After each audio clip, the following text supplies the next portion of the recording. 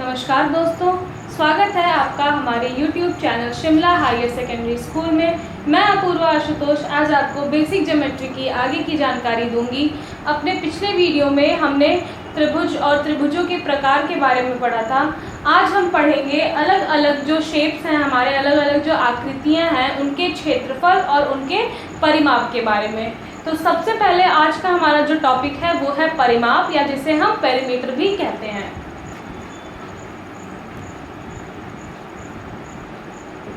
परिमाप या पेरीमीटर।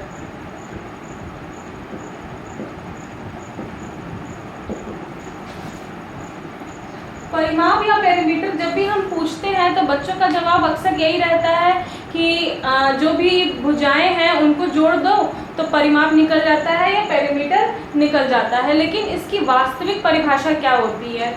मान लीजिए कि हमारा कोई एक फील्ड है, कोई एक मैदान है, अगर स्क्वायर शेप का है या फिर ये रेक्टेंगुलर शेप है, आयताकार है, वर्गाकार है या फिर गोल है, किसी भी प्रकार का अगर कोई हमारे पास पार्क है या कोई मैदान है, तो हम इसका परिमाप या पेरीमीटर कैसे निकालेंगे? तो पेरीमीटर जो होता है किसी भी बंद आकृति का, ठीक है, कोई भी बंद आकृति हो उसकी जो बाहरी सीमा होती है, किसी भी आकृति की बाहरी सीमा, आउटर बाउंड्री जो होती है, वही क्या होती है? उस आकृति का परिमाप होता है। क्या होता है? परिमाप होता है। अगर ये हमारा कोई एक फील्ड है या कोई एक पार्क है, तो इस पार्क की जो बाउंड्री होगी, सबसे अंतिम किनारा जो होगा, जो उसकी अंतिम सीमा होगी, वही इस पार्क का क्या होगा? परिमाप होगा। इसी तरह से अगर आयताकार कोई फील्ड है हमारा, तो इसकी जो आउटर बाउंड्री है, बाहरी सीमा है, यही परिमाप होगा। सर्कल है, अगर वृत्त है, तो इसका भी जो बाहरी सीमा है यही परिमाप होगा। जो हमारा वृत्त है, इसके केस में हम परिमाप इस्तेमाल करके शब्द क्या लिखते हैं? परिधि लिखते हैं। परिधि परिमाप ही होता है, आउटर बाउंड्री ही होती है। लेकिन जब हम सर्कल की बात करें, वृत्त की बात करें, तो इसे परिमाप न कहकर इसे हम परिधि कहते हैं, या इसे हम सर्कमफ्रेंस कहते हैं। CIRCUMFERENCE, सर्कमफ्रेंस कहते हैं या परिधि कहते हैं। फिर से ध्यान दीजिएगा, कोई भी बंद आकृति की बाहरी सीमा को हम उस आकृति का परिमाप कहते हैं, ठीक है। जो आउटर बाउंड्री है, outer boundary of any close figure is said to be perimeter. तो इसकी परिभाषा लिखते हैं हम। किसी भी बंद आकृति की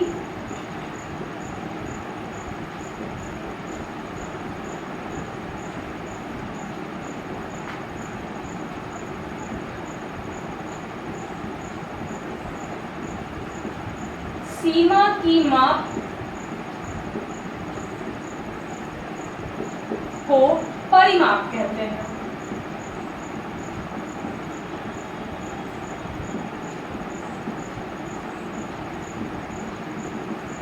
या क्या लिख सकते हैं? और एक तरीके से हम लिख सकते हैं, इंग्लिश में अगर लिखना चाहें, the outer boundary of any closed figure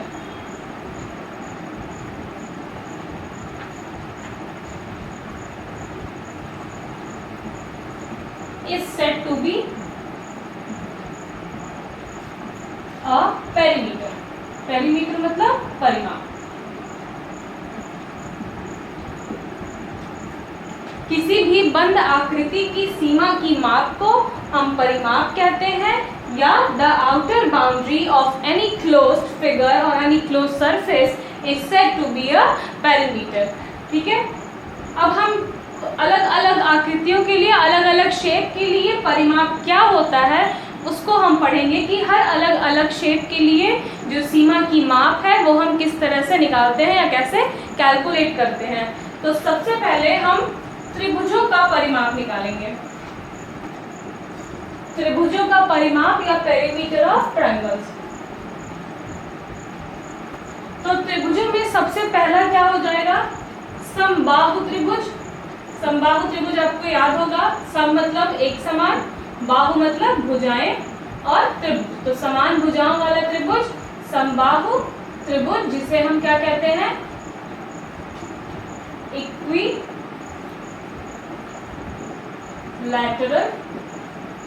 triangle.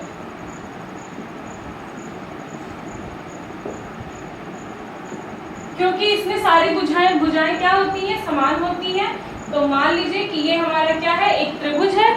त्रिभुज की मान लीजिए ये वर्टेक्स है या जो शीर्ष है ABC, AB भुजा की लंबाई अगर हम A माने तो तीनों भुजाएं क्योंकि बराबर हैं इसलिए AC भी A हो जाएगा और BC भी क्या हो जाएगा, A हो जाएगा।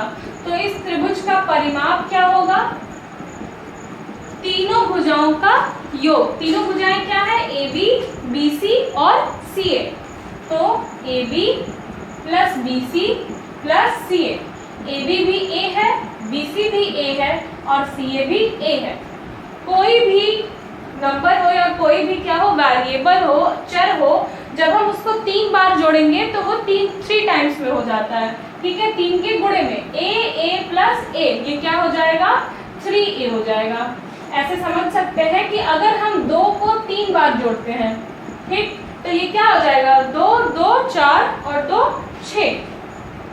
या इसको किस तरह लिख सकते हैं, क्योंकि 3 बार ऐड हुआ है तो ये क्या हो जाएगा, अपना 3 गुना हो जाएगा, मतलब कि 3 into 2, ऐसे भी 6 आएगा। तो या तो हम डायरेक्ट प्लस करके लिख दें, लेकिन जब वेरिएबल हो, अचर हो, तो हम जोड़कर उत्तर तो लिख नहीं सकते, तो हम क्या करेंगे, उसका 3 से गुणा कर देंगे। तो A प्लस A क्या हो जाएगा, 3A। अगर 4 टाइम्स हम A को ऐड किए तो वो 4A हो जाएगा।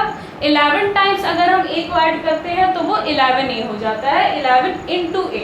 यहाँ पे कोई साइन नहीं है, इसका मतलब कि ये क्या है, 3 into A है। A की जो भी वैल्यू होगी उसका हम 3 से मल्टीप्लाई कर देंगे। तो ये हो गया परिमाप समबाहु त्रिभुज का। नेक्स्ट जो हमारा है वो आता है सेकंड, समद्विबाहु त्रिभुज।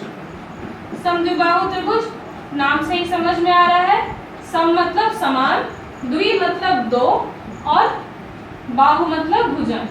तो ऐसे त्रिभुज जिनकी 2 भुजाएं क्या हो, समान हो, उसे हम समद्विबाहु त्रिभुज कहते हैं, या क्या कहते हैं, आइसोसेलेस ट्रायंगल।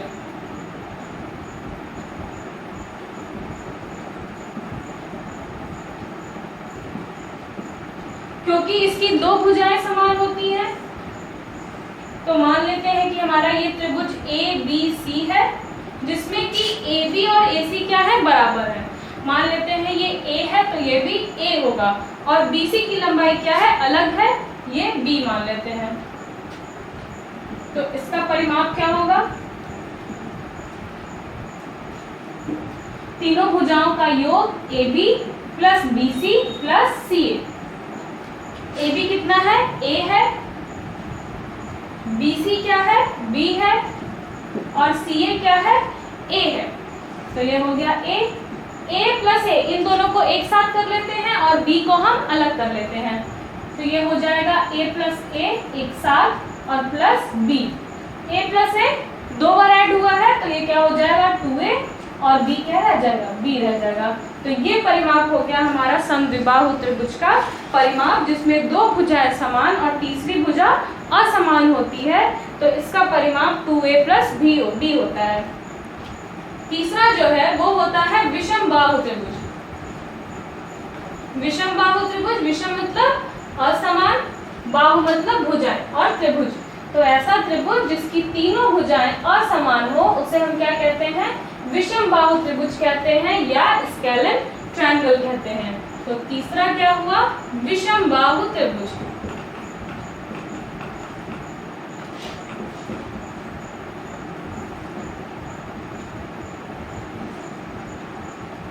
Scalene triangle. विषम बाहु त्रिभुज के केस में क्योंकि तीनों भुजाएं असमान होती हैं तो हम असमान भुजाओं वाला एक त्रिभुज बना लेते हैं।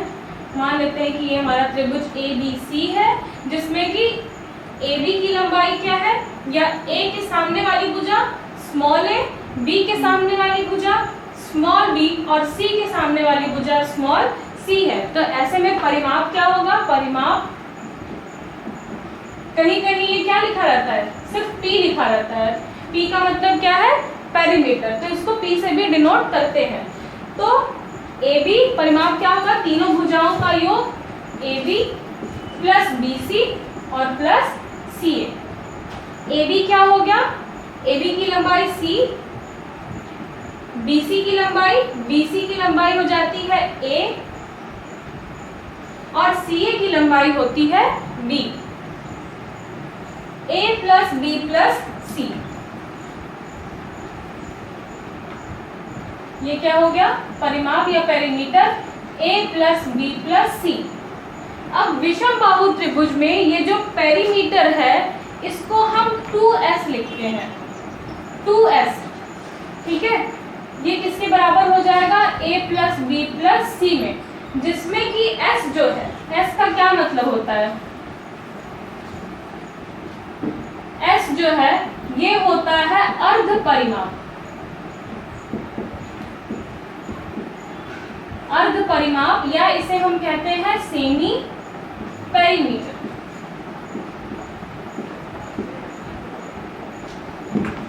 इस तरह से बस इसे समझ सकते हैं कि जब परिमाप जो भी आए A plus B plus C, अगर हम इस परिमाप को आधा कर दें तो वो क्या निकल के आ जाएगा, अर्ध परिमाप। अर्ध मतलब आधा, परिमाप मतलब पेरीमीटर। तो परिमाप का जो आधा होगा वही अर्ध परिमाप या सेमी पेरीमीटर होगा।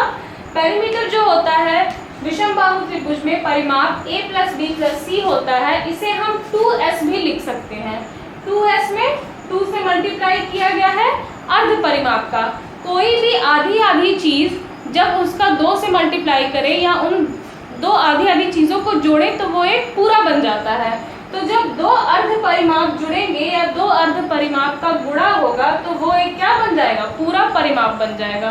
तो पेरीमीटर को हम 2 गुणे अर्ध परिमाप भी या परिमाप को 2 गुणे अर्ध परिमाप भी लिख सकते हैं। और ये भी क्या होता है, A plus B plus C के बराबर हो सकता है, होता है। या क्या लिखेंगे हम, S is equal to, A यहाँ क्या है, मल्टीप्लाई में है, गुणे के चिन्ह के साथ यहाँ जुड़ा है। तो जब हम इसका पक्षांतर करेंगे, इक्वल टू के इधर लेकर आएंगे तो ये A plus B plus C के क्या हो जाएगा, भाग में चला जाएगा, डिवाइड में। तो S इज इक्वल टू क्या होगा, A plus B plus C by 2। कभी कभी ऐसे क्वेश्चन आते हैं और बच्चे झटके में गलती कर देते हैं, परिमाप ना पूछकर अर्ध परिमाप अगर पूछा है तो आप सीधे A plus B plus C करके छोड़ देंगे, तो वो परिमाप हो गया। ऐसे में आंसर क्या हो जाता है, गलत हो जाता है, नंबर कट हो जाते हैं। अर्ध परिमाप जब पूछा जाए तो आप A plus B plus C करके उसको 2 से डिवाइड करेंगे। मान लीजिए कि यहाँ पे जो A है उसकी वैल्यू क्या है, 1 है, B की वैल्यू 2 है और C की वैल्यू क्या है, 3 है। अगर 3 असमान भुजाएं हैं, 1, 2 और 3 तीनों भुजाएं हैं, तो अर्ध परिमाप क्या हो जाएगा, A plus B plus C by 2। A की वैल्यू क्या है, 1, B की वैल्यू 2 और C की वैल्यू 3 होल अपॉन 2। तो सबसे पहले क्या करेंगे, सबसे पहले हम ऐड करेंगे, 1 प्लस 2 प्लस 3, ये हो जाएगा 6 और 6 अपॉन 2। अर्ध परिमाप क्या हुआ, 3 हुआ, 3 हुआ। और पेरीमीटर क्या हो जाएगा, तीनों को हम जोड़ देंगे तो पेरीमीटर क्या हो जाएगा, A plus B plus C मतलब 1 प्लस 2 प्लस 3, ये हो जाएगा 6। तो आप देख सकते हैं कि अर्ध परिमाप जो है वो परिमाप का बिल्कुल आधा होता है। इस तरह से कुछ और भी एग्जांपल्स को आप लेकर देख सकते हैं कि अर्ध परिमाप जो है वो परिमाप का आधा होगा और ये A plus B plus C by 2 होता है। क्वेश्चन करते समय इस बात का ध्यान रखिए कि परिमाप पूछा गया है या अर्ध परिमाप पूछा गया है। नेक्स्ट है आयत।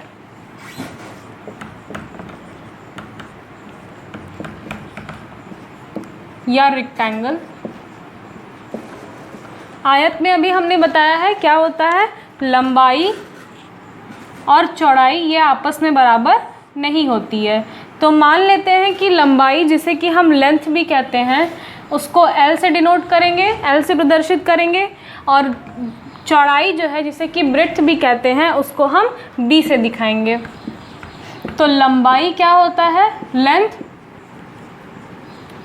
और चौड़ाई जो है इसको हम कहते हैं ब्रेड्थ। तो ये L हो गया, ये B हो गया, और इस आयत का नाम है ABCD। हमेशा बिल्कुल एक के बाद एक ही कोनों का नाम हम रखेंगे, ऐसा नहीं कि A इधर, B इधर, C इधर, D इधर, ठीक है। ABCD या तो एंटी क्लॉकवाइज मतलब कि घड़ी के चलने की विपरीत दिशा में चलेंगे, या फिर घड़ी की दिशा में नाम रखेंगे, मतलब A यहाँ, B यहाँ, C यहाँ, D यहाँ। और शुरुआत आप किसी भी पॉइंट से कर सकते हैं, इससे कोई फ़र्क नहीं पड़ेगा। तो परिमाप क्या होगा इसके लिए? परिमाप या पेरीमीटर क्या होगा? AB plus BC plus CD और प्लस DA। AB क्या है? L, BC B, CD है L और DA फिर क्या है? B। तो हम L को एक साथ कर लेते हैं और B को एक साथ कर लेते हैं। L मिलके क्या हो जाएगा? 2L और B मिलके 2B। 2 को हम कॉमन निकाल लेंगे। जब भी कोई ऐसा गुणनखंड होता है जो कि दोनों में ही क्या होता है? इक्वल होता है, भले यहाँ प्लस की साइन लगी हो या माइनस की साइन लगी हो, अगर कोई गुणनखंड अगर दोनों में ही उपस्थित हो तो उसको हम कॉमन निकाल लेते हैं, बाहर निकाल लेते हैं। तो ये 2 क्या हो जाएगा? L plus B। हमने डिस्ट्रीब्यूटिव लॉ पढ़ाया था, ठीक है। उसके अनुसार क्या होगा? अगर 2 इंटू L प्लस B है तो ये क्या हो जाएगा? गुणे का जो साइन होता है, जो निशान होता है, ये यहाँ पे गुणे का जो चिन्ह होता है वो L और B दोनों पर ही वितरित हो जाएगा। वितरण का नियम पढ़ाया था डिस्ट्रीब्यूटिव लॉ। उसमें क्या होता है कि यदि A का मल्टीप्लाई ब्रैकेट में B प्लस C दोनों से है, ठीक है, B प्लस C दोनों से है, तो A का गुणा हम B में भी करेंगे और A का गुणा एक बार B में, एक बार A का गुणा C में, और बीच में साइन किसकी होगी? प्लस की होगी। तो एक बार A का गुणा B में AB और A का गुणा C में होगा तो AC हो जाएगा। यहीं पे अगर माइनस की साइन हो, माइनस का चिन्ह हो, तो AB माइनस AC हो जाएगा। उसी नियम से हम क्या किए हैं? 2L प्लस 2B में से 2 को कॉमन निकाल लिए, बाहर निकाल लिए हैं। यहाँ पे AB माइनस AC में A गुणनखंड जो है वो दोनों में ही क्या है? उभयनिष्ठ है, तो उसको हम कॉमन निकाल लेंगे और ब्रैकेट में क्या बचेगा? B minus C। ये दोनों क्या है? आपस में बराबर है। उसी तरह से 2L प्लस 2B में से 2 कॉमन निकाल लेंगे तो ब्रैकेट में क्या बचेगा? L plus B। ये पेरीमीटर किसका होता है? परिमाप। ये परिमाप होता है आयत का, रेक्टेंगल का। ब्रैकेट का हमेशा ध्यान रखिए कि L प्लस B के बाद हमने ब्रैकेट लगाना है और फिर 2 से मल्टीप्लाई करना है।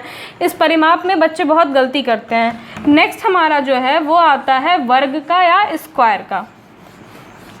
वर्ग या स्क्वायर। वर्ग क्या होता है? वर्ग में चारों भुजाएं जो होती हैं वो क्या होती हैं? आपस में बराबर होती हैं। नाम कैसे रख लेंगे? इस बार इधर से हम इस पॉइंट से शुरू करते हैं। A B C D। घड़ी के दिशा में A, फिर उसके बाद B C D नाम रखा है। अगर AB क्या है? इसकी भुजा की लंबाई A है, तो चूंकि चारों भुजाएं बराबर हैं तो चारों ही भुजाएं क्या होंगी? A होंगी। ये भी A और BC भी A। अब परिमाप क्या हुआ? परिमाप या perimeter AB plus BC plus CD plus DA। AB भी A प्लस BC भी A प्लस CD भी A और प्लस DA भी A, ठीक है। 4 बार A को जुड़े मतलब कि 4A। ये क्या हो गया? परिमाप हो गया, पेरीमीटर हो गया स्क्वायर का, ठीक। A क्या है? जहाँ पे A भुजा है, मतलब P is equal to 4 into भुजा, या क्या लिख सकते हैं हम?